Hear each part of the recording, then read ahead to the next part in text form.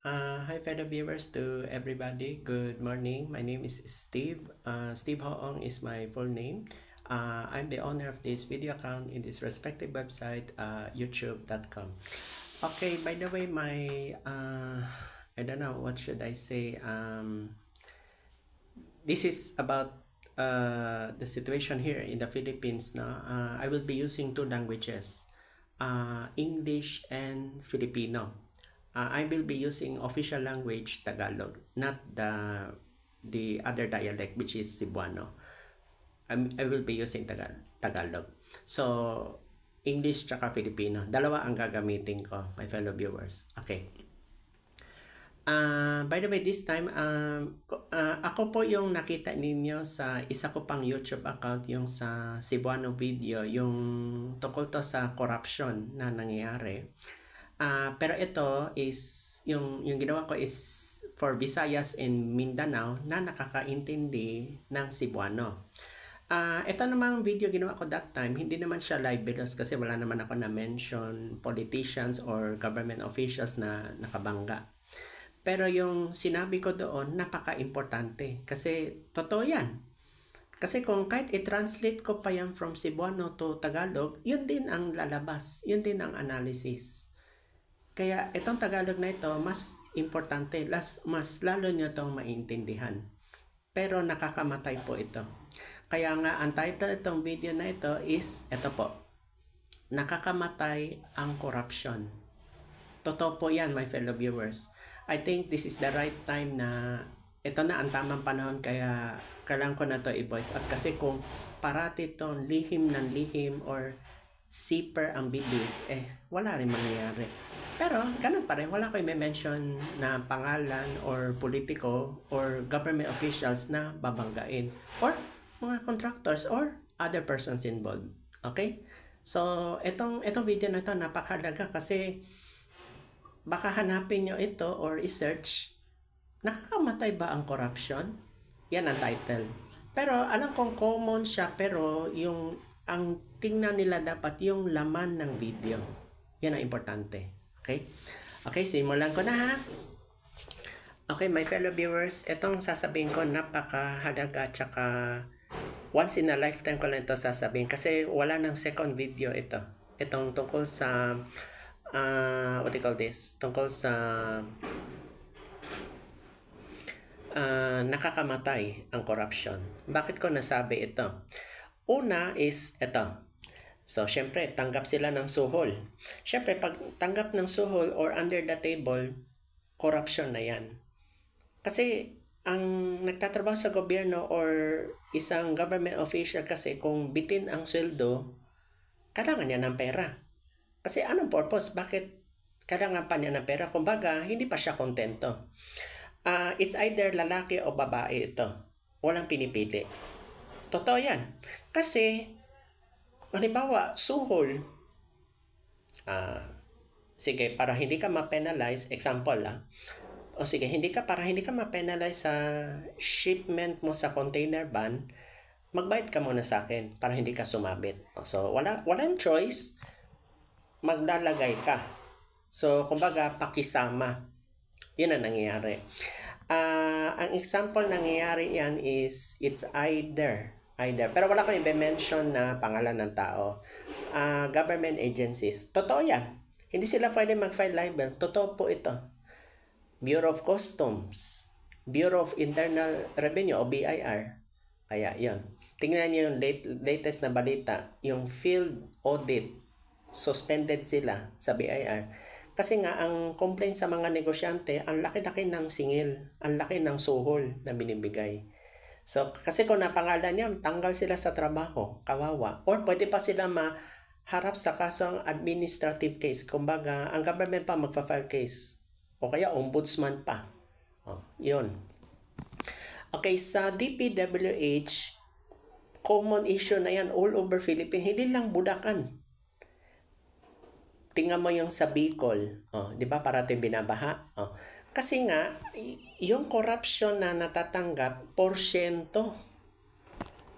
Napansin mo yung Baguio City Mayor, yung si Benjamin Magalong?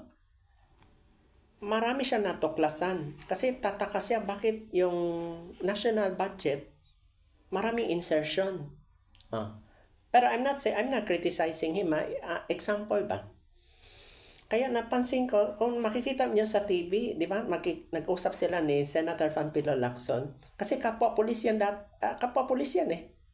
PNP chief yan eh, si Panfilo Lacson yung naging senator. Then, itong Baguio City Mayor Benjamin Magalan, nagkaharap sila sa Senate. So, yung mga files doon, nandun lahat. Actually, nakatanggap yan ng death threat si Benjamin Magalan. Kaya, hindi na ako magtataka.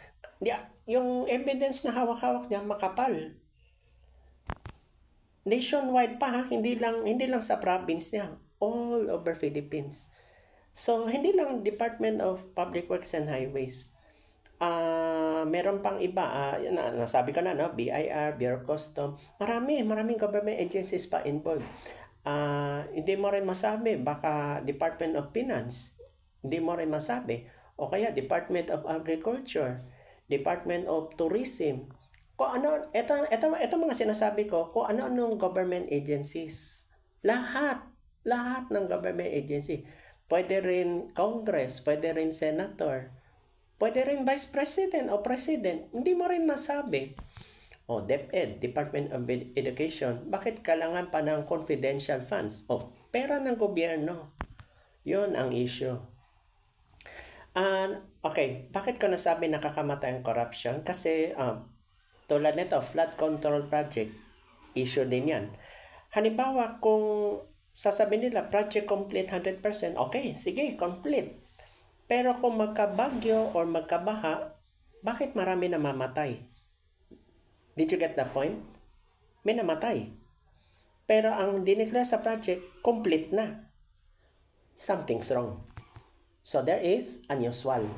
So kaduda-duda. So hindi ibig sabihin na kuha na siya complete. Kasi yung pera nakuha na eh. Meron pa nga iba na nakuha na yung pera pero walang project ginawa. That's another case. Pwede siya maharap sa kulungan. At saka baka lifetime imprisonment or reclusion perpetua.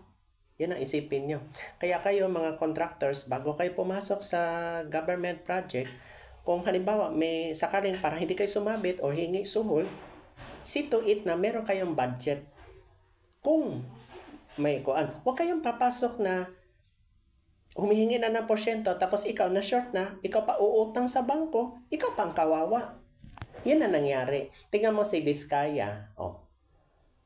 Nakita niya yan sa TV. Kaya sila humiram sa bangko kasi nga ginigipit sila. Ang laki ng percentage. Kaya yan, nakaloko-loko sila ngayon. Kumbaga, kaliwaan ang nangyari. Ngayon, ang nangyari sa kaliwaan, nagkaroon ng traidoran. Yan ang nangyari. Kaya ang lesson learned, bago kayo pumasok sa gobyerno or government project, see to it na may kanyang kayo. Kung sakaling hindi kayo bayaran, may puhunan. So, dapat mamuhunan na kayo at the very beginning, habang maaga pa.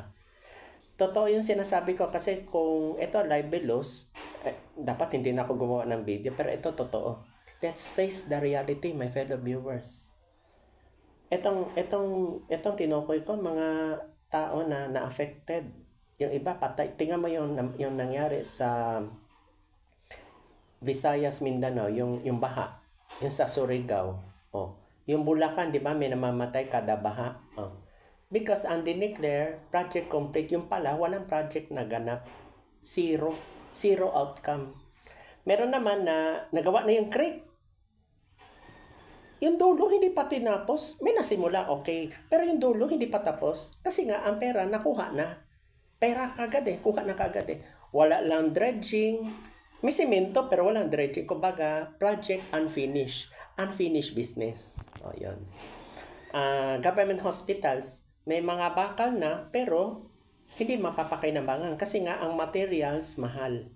So, yan ang advice ko sa inyo, contractors. Bago kayo pumasok sa government project, sito na kompleto lahat.